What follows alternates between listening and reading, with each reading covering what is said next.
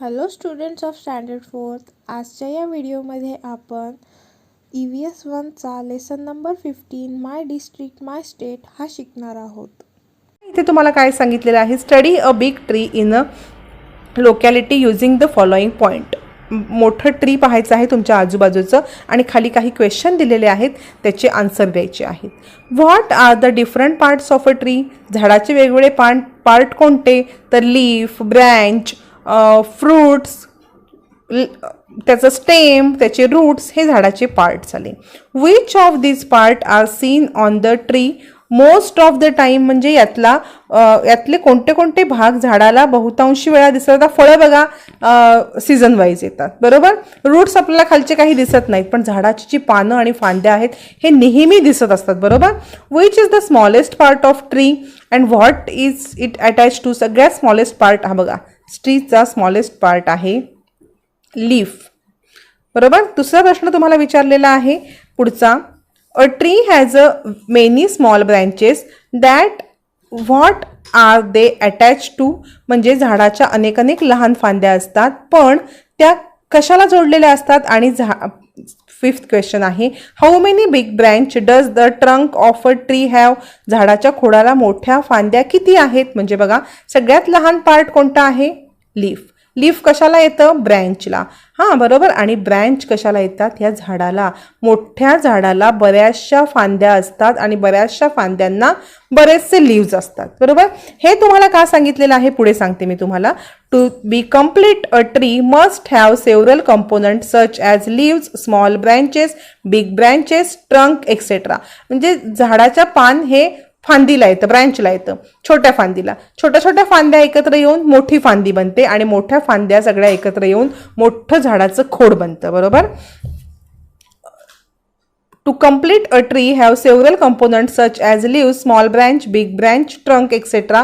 In the same way, our state too made up of a small settlement, village, town, taluka, district. You will understand this better by looking the diagram on the facing page. म्हणजे तुम्हाला काय सांगितलेलं आहे की जसं झाडाचं पान हे छोट्या फांदीला येतं, छोट्या फांदीची मोठी फांदी, मोठ्या फांदीचं ट्रंक बनतं, तशाच पद्धतीने आपला काय बनलेलं आहे, इन धिस वे स्टेट. आपलं स्टेट जे आहे, आपलं जे राज्य आहे ते सुद्धा लहान लहान वस्त्या, गावं, तालुका आणि जिल्ह्याचे मिळून तयार झालेले आहेत. तुम्हाला एक पिक्चर पुढे दिलेला आहे बघा. Colour the town, taluka, district given below in a different colour. म्हणजे पहा तुम्हाला इथे काय दिलेलं आहे बघा. हा इथे तुम्हाला काय दिलेलं आहे, वैरागड गाव दिलेलं आहे. हे वैरागड गाव कोणत्या तालुक्यात येतं, तर आरमोरी तालुका आहे बघा. आरमोरी तालुका कोणत्या डिस्ट्रिक्टमध्ये येतो, तर आरमोरी तालुका कुठच्या डिस्ट्रिक्टमध्ये येतो आपण पाहायचं आहे बघा. आरमोरी तालुका हा कोणत्या डिस्ट्रिक्टमध्ये आलेला आहे, तर गडचिरोली. गडचिरोली ह्या डिस्ट्रिक्टमधला आरमोरी तालुका, त्यातलं हे वैरागड गाव आहे, बरोबर. मग हा गडचिरोली डिस्ट्रिक्ट कुठे येते, तर खाली दिलेला आहे बघा तुम्हाला. गडचिरोली डिस्ट्रिक्ट ही आपल्या महाराष्ट्रामध्ये ही बघा. ह्या गडचिरोली डिस्ट्रिक्टमधला एक छोटंसं गाव आहे, छोटासा तालुका आहे कोणता, आरमोरी. त्या गावामध्ये छोटंसं एक गाव आहे वैरागड. म्हणजे हा स्पॉट आहे वैरागड, हे गाव आहे आरमोरी, हा आहे गडचिरोली. आणि हा गडचिरोली कुठे येतो, महाराष्ट्रामध्ये.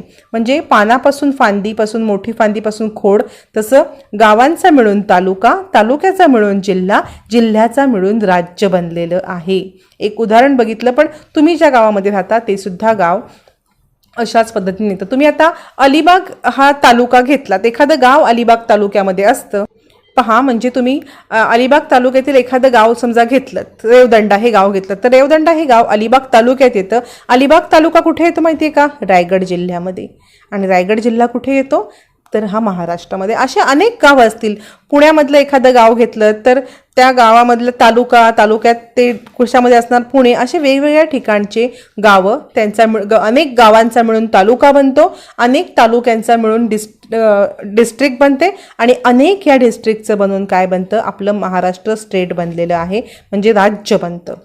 पहा पुढे काय तुम्हाला दिलंय, make a friend with a map. A physical map of our state is given below. Study it carefully and answer the following question. इथे एक तुम्हाला मॅप दिलेला आहे. मला इथे स्क्रीनमध्ये तुम्हाला फक्त आडवा दाखवता येतोय. तुम्ही तुमच्या बुकमध्ये फुल पेजमध्ये बघायचा आहे तो मॅप. बघा इथे तुम्हाला हा मॅप दिलेला आहे आणि खाली काही क्वेश्चन विचारलेले आहेत.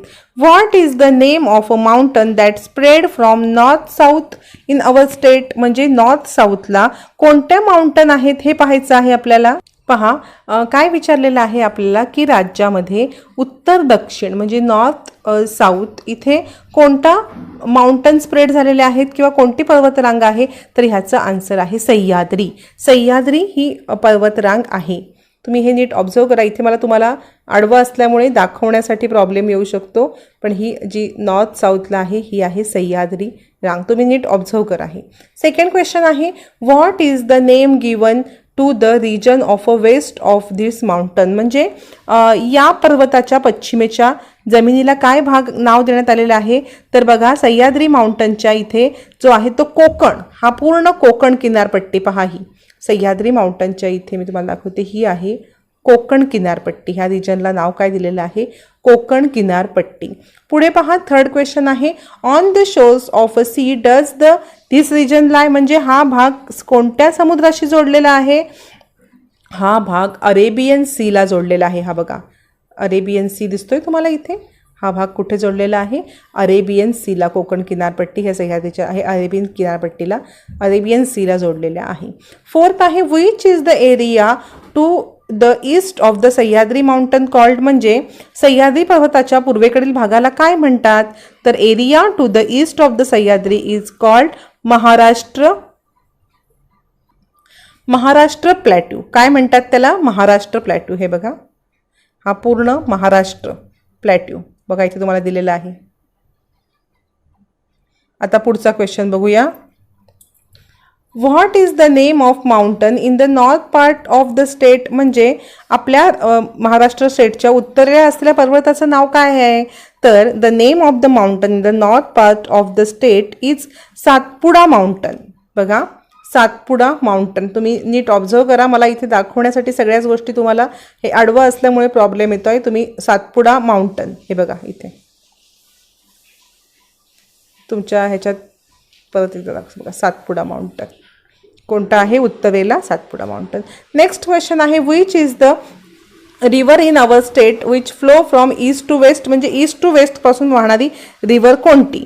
The Tapi river flow from east to west. Tapi नदी ही ईस्ट टू वेस्ट वाहत असते. तुम्ही जरा नीट बघू शकता तुमच्या ह्याच्यामध्ये तुम्ही ऑब्झर्व करा. हे बघा इथे दिलेलं आहे तापी नदी. मी तुम्हाला दाखवते पण हा आडवा असल्यामुळे थोडासा प्रॉब्लेम येतोय.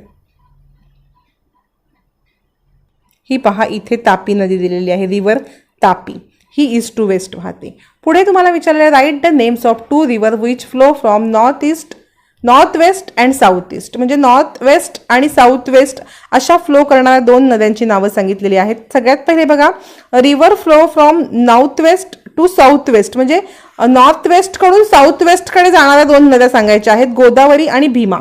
या दोन नद्या नॉर्थ वेस्टकडून स्टार्ट करून साऊथ वेस्टकडे जातात. कोणत्या गोदावरी आणि तुम्हाला सांगितलेल्या भीमा.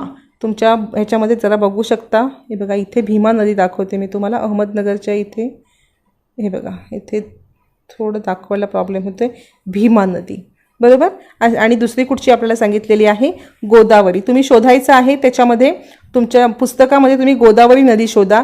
ह्या दोन गोदावरी आणि भीमा ह्या दोन नद्या कशा वाहतात तर गोदावरी आणि भीमा ह्या नॉर्थ वेस्टकडून साऊथ वेस्टकडे जातात. पुढे बघूया काय सांगितलंय आपल्याला. पुढचा question write the names of any two river which have their origin in the Sahyadri mountain and flow in the Arabian sea. म्हणजे सह्याद्री पर्वतातून निघून सह्याद्री पर्वतात उगम पावून अरबी समुद्राला मिळणाऱ्या दोन नद्यांची नावं सांगायची आहेत. तर बघा सावित्री आणि वशिष्ठी या दोन नद्या आहेत ज्या सह्याद्रीतून सुरुवात होतात आणि त्या कुठे मिळतात अरबी समुद्राला जाऊन मिळतात. पुढे तुम्हाला काय क्वेश्चन विचारलेला आहे तुम्ही ह्याच्यामध्ये शोधायचं आहे. मी जी नावं सांगितलेली आहेत तुम्ही ती त्याच्यात शोधायची आहेत. तुमच्याकडे व्यवस्थित पुस्तक आहे ते तुम्ही शोधायची आहेत. पुढे काय सांगितलेलं आहे find the range which originated in the Sahyadri mountain and spread to the east write their name. म्हणजे सह्याद्री पर्वतातून निघून पूर्वीकडे पसरलेल्या डोंगर रांगा शोधायच्या आहेत. पहा काय काय नाव तुम्हाला सांगते मी तुम्ही शोधायचं आहे त्याच्यामध्ये. तर महादेव हरिश्चंद्र आणि बालघाट हे काय आहेत तर हे सह्याद्री पर्वतातून निघालेले पूर्वेकडे पसरलेल्या डोंगर रांगांची नावे आहेत. आणि 9th तुम्हाला दिलेलं आहे बघा, find the range which originated in 9th बघितलं आपण. Write names of any 3 dams show in the map. Dam कोणते कोणते सांगितलेले आहेत बघा, तुम्हाला दाखवते मी डॅम तुम्हाला. आधी आपण नावं बघूया. जायकवाडी डॅम आहे, याच्यामध्ये कुठे दिसतोय का पहा तुम्ही आपल्याला. पहा इथे जायकवाडी एक दिलेला, जायकवाडी बरोबर. असे डॅमचे खुणा बघा तुम्हाला इथे दिलेले आहेत. इंडेक्समध्ये तुम्ही पाहू शकता. हे बघा, ही आहे डॅमची खूण बघा. अशा खुणा जिथे आहेत ते सगळे डॅम पहा इथे तुमच्या ह्याच्यामध्ये तुम्हाला दिसतील सगळे डॅम. इथे बघा, इथे एक तुम्हाला दिलेला आहे पहा, हा पण एक डॅम आहे. भालचंद्र डॅम दिलेला आहे.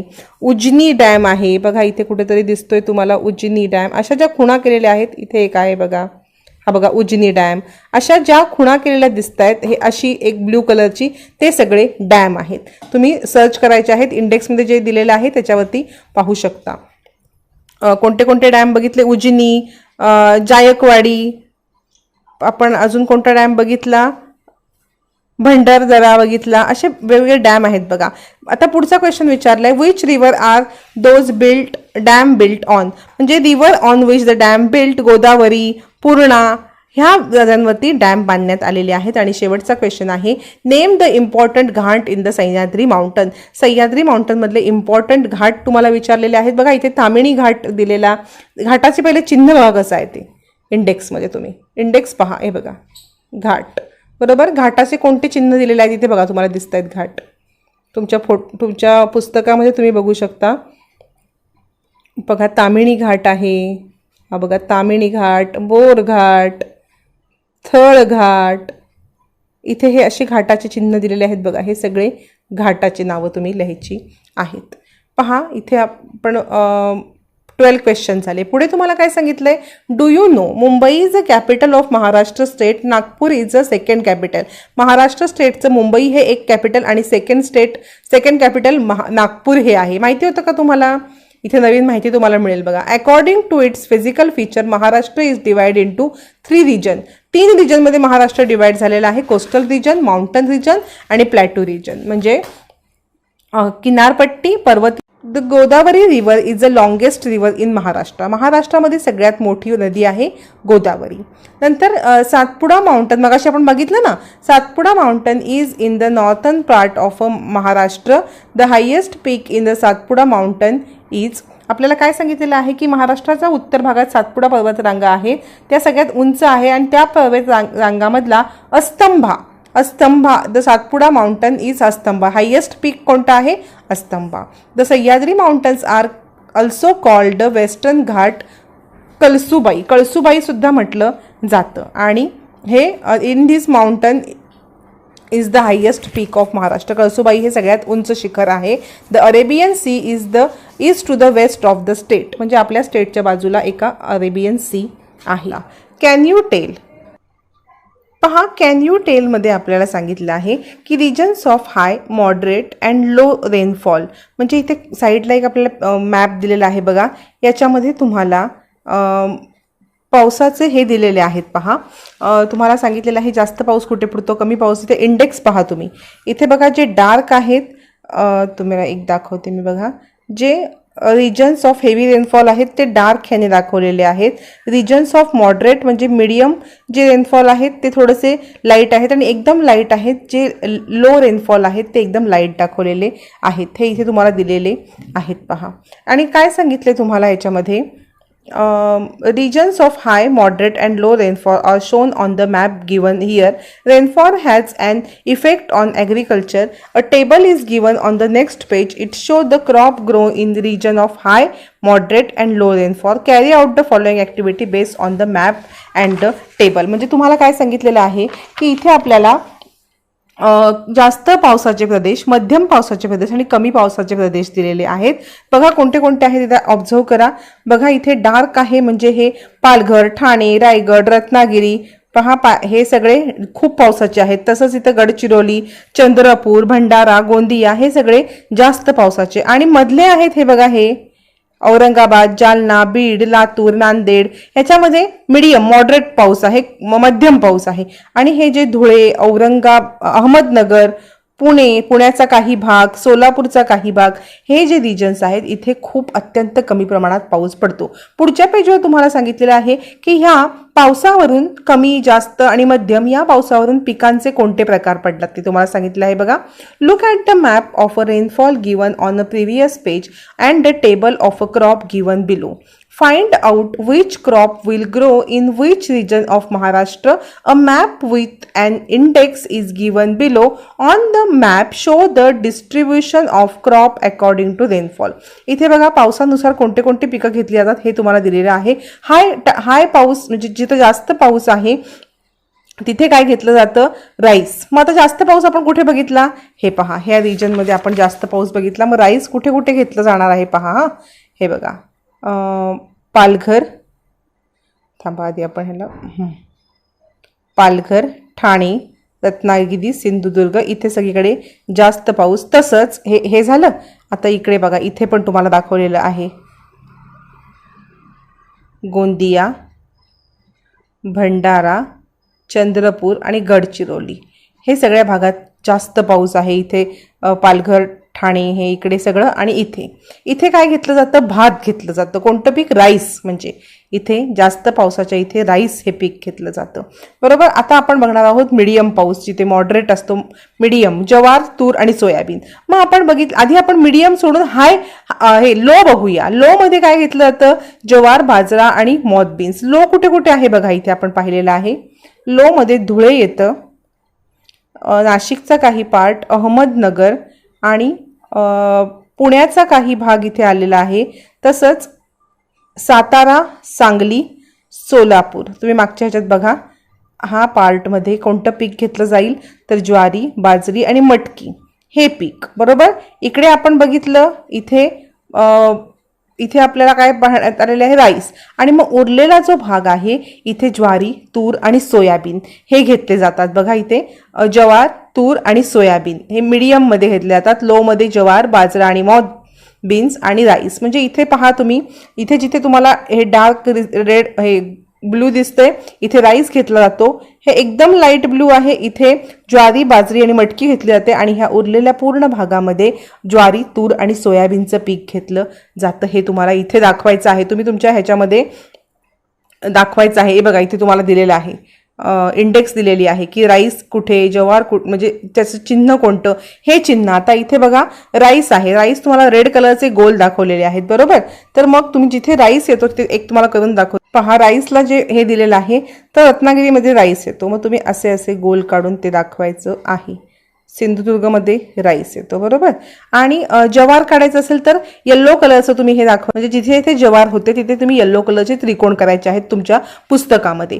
ज्वारीचं पीक मध्यममध्ये, मीडियममध्ये पण घेतलं जातं आणि लोमध्ये पण घेतलं जातं. पहा आता ज्वारीचं पीक कुठे घेतलं जातं तर जिथे कमी आहे तिथे सुद्धा, म्हणजे मग सातारामध्ये सुद्धा ज्वारी. मग आपण असं त्रिकोण तुम्ही काढायचे आहेत, बरोबर. अशा पद्धतीने ह्या खुणा जिथे कमी पीक आहे, कमी हे जास्त जे काही घेतलं जातं तिथे तुम्हाला करायच्या आहेत. आता पुढे बघूया. The production of crops depend on the climate, soil, availability of water.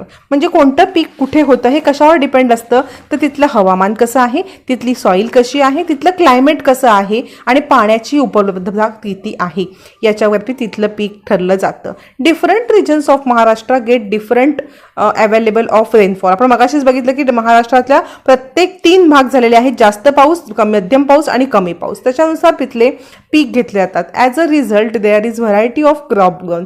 तिथे वेगवेगळ्या प्रकारची पिकांमध्ये सुद्धा वेगवेगळ्या प्रकारची आपल्याला व्हरायटी पाहायला मिळते. पुढे आपल्याला सांगितलेलं आहे agriculture is the main occupation in Maharashtra. Agriculture in the state depends almost on the rainfall. This is called rainfed. Jirayati agriculture. In some place water obtain through irrigation is also used. This called irrigation bagayati. म्हणजे जिरायती म्हणजे राज्यातील, महाराष्ट्र राज्यातील शेती बहुधा पावसाच्या पाण्यावर अवलंबून असते. मग जी शेती पावसाच्या पाण्यावरती अवलंबून असते तिला जिरायती शेती म्हणतात. आणि काही ठिकाणी जलसिंचनाद्वारे पाणी पुरवठा करून शेती केली जाते, तिला बागायती शेती म्हणतात.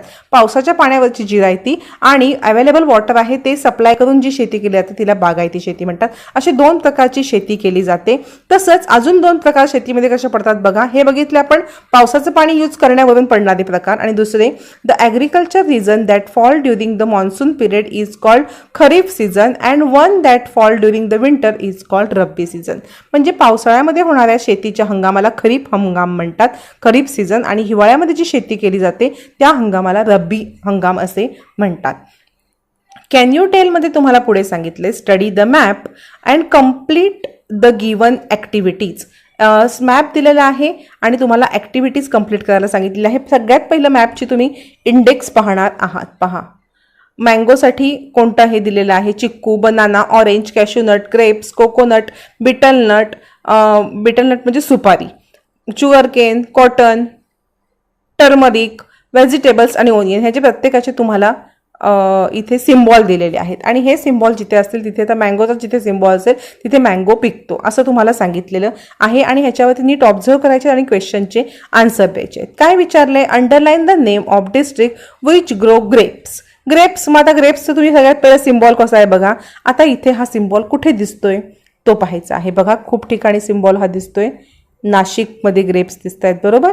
औरंगाबादमध्ये सुद्धा, नाशिकमध्ये जास्त आहेत, औरंगाबादमध्ये थोड्या कमी प्रमाणात आहेत, बरोबर. आणि जळगावमध्ये पण आहेत, दिसत आहेत तुम्हाला. पहा, आपण कुठे कुठे पाहिलेलं आहे, नाशिक, जळगाव आणि औरंगाबाद या 3 ठिकाणी आपण काय बघितलेलं आहे, ग्रेप्सचं उत्पादन केलं जातं. मग तुम्ही हे असं उत्तर द्यायची आहेत. किंवा काय सांगितलेलं आहे की द्राक्षाचं पीक जिथे आहे ते जिल्ह्याला अंडरलाईन करायचं आहे. तुम्ही अंडरलाईन म्हणजे बघा, हां, आपण आता नाशिकला अंडरलाईन, औरंगाबादला अंडरलाईन, जळगावला, अशा पद्धतीने तुम्ही अंडरलाईन करायचं आहे. अजून कुठे पिकं असतील ती पण शोधून, द्राक्षाचं पीक कुठे अजून आहे ते पण पाहून त्याला अंडरलाईन करायचं आहे. इथे बघा, सांगलीमध्ये सुद्धा द्राक्षाचं पीक दिलेलं आहे, मग सांगलीला सुद्धा तुम्ही अंडरलाईन करा. साताऱ्यामध्ये पण थोडंसं द्राक्षाचं पीक दाखवलेलं आहे, मग ह्या जिल्ह्यांना अंडरलाईन करायचं. दुसरं काय सांगितलं question, circle the names of cotton growing district. कॉटनचा पहिला सिम्बॉल बघा, हा बघा, हा आहे कॉटनचा सिम्बॉल, दिसतोय तुम्हाला इथे, हा बघा. मग असं चिन्ह जिथे आहे तिथे कॉटन पिकतं किंवा कॉटन ग्रो केलं जातं. मग असे कोणते कोणते आहेत बघा, काय सांगितलंय, जिल्ह्यांना सर्कल करायचं आहे आपल्याला कॉटनच्या.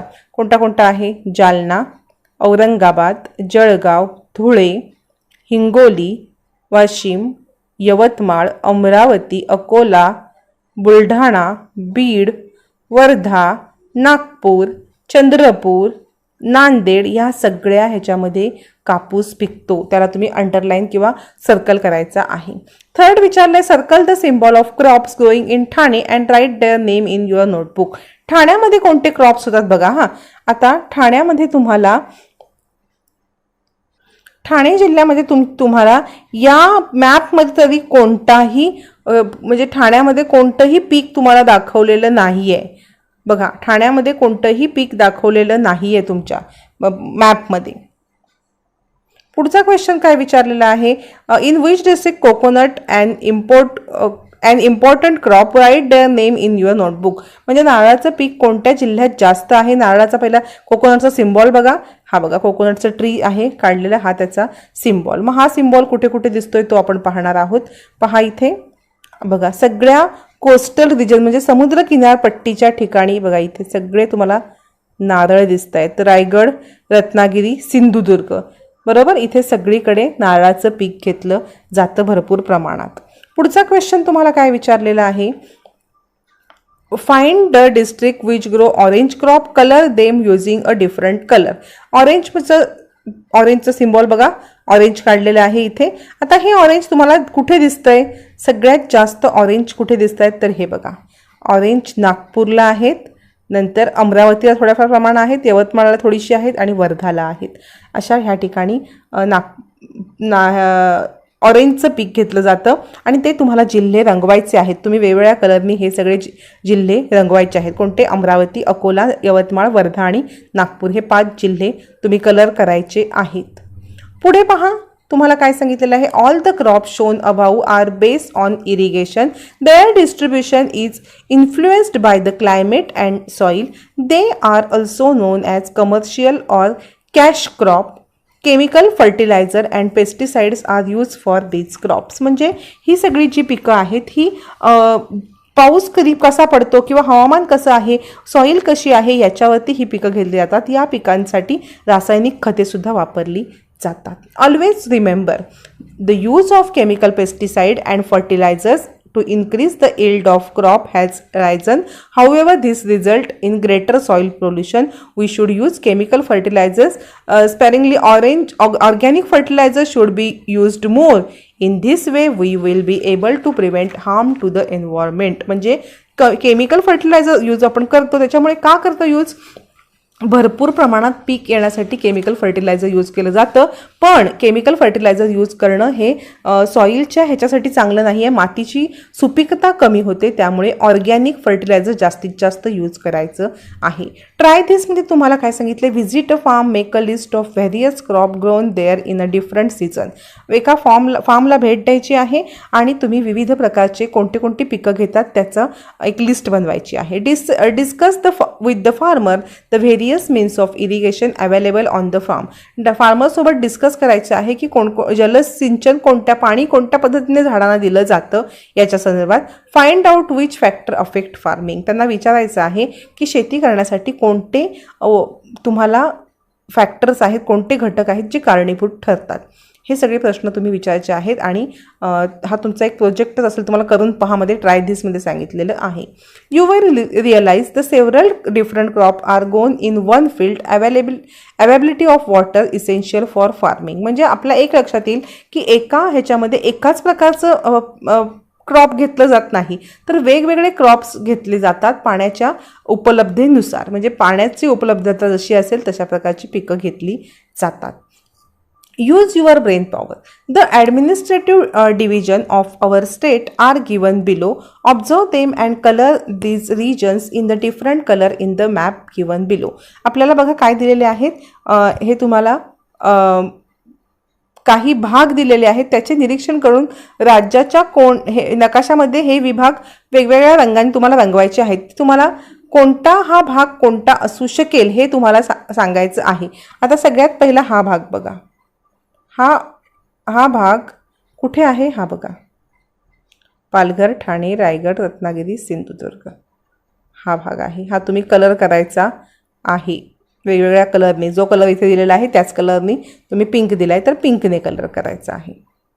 पहा, आपण हा शक्य झाल्यास पिंकने कलर करू. तुम्ही असाच हा पूर्ण पिंकने कलर करायचा आहे. पुढे बघूया दुसरा कोणता सांगितला आहे आपल्याला. इथे ह्यातलं तुम्ही ऑब्झर्व करायचं की हा भाग इथे कुठे फिट बसेल आणि तो भाग तिथे तुम्हाला लावायचा आहे. आता हा बघा, हा ग्रे कलरचा जो भाग तुम्हाला दिसतोय तो मला बघा कुठचा वाटतोय, आपण बघूया. पहा, हा जो ग्रे भाग तुम्हाला दिलेला आहे हा इकडचा भाग आहे बघा. हा तुम्ही नीट ऑब्झर्व केलं तर तुम्हाला जो समजून येईल.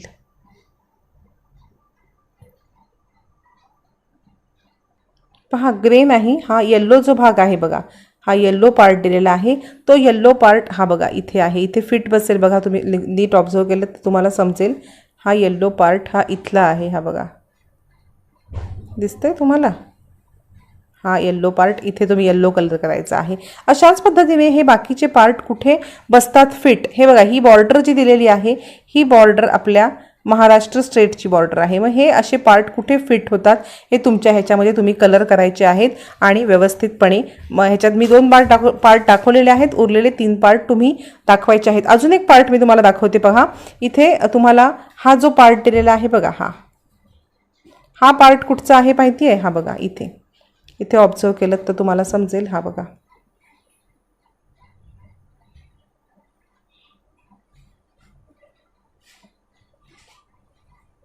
हा बघा, हा पार्ट इथला आहे आणि ग्रे कलरचा पार्ट आहे ना तो हा पार्ट आहे. इथे ग्रे कलरचा आहे, इथे तो लाईट हा कलरचा आहे. असे पार्ट तुम्ही शोधून त्याच्यामध्ये लिहायचे आहेत. पुढे पुढे तुम्हाला काय सांगितलंय, लँग्वेज अँड डायलेक्ट्स म्हणजे भाषा आणि बोलीभाषा. आता बघा, Maharashtra state was form on 1 May 1960. 1 May 1960ला Maharashtra state was form on 1 May 1960. States in India have been formed on the basis of language. Marathi is the state language of Maharashtra.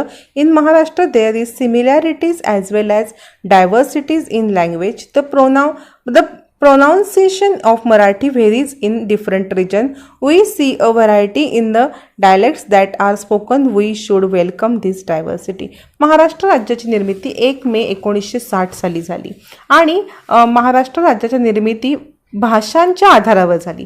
Marathi Maharashtra भाषेची राजभाषा आहे आणि ह्या मराठी भाषेच्या वेगवेगळ्या भागामध्ये तिचे वेगवेगळ्या बोलीभाषा आहेत. जसं बघा, कोकणामध्ये कोकणी भाषा बोलली जाते म्हणजे मराठीच, पण तिचं जे बोलण्याचं टोनिंग आहे, प्रोनाऊन्सिएशन आहे ते कोकणी मालवणी होतं.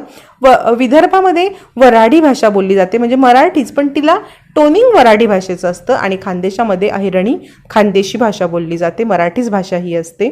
तसंच गोरमती, कोलमी, कोरकू ह्या सुद्धा ट्रेडिशनल डायलेक्ट्समध्ये बोलीभाषा आहेत, आपल्या आदिवासी जमातीच्या ह्या बोलीभाषा आहेत.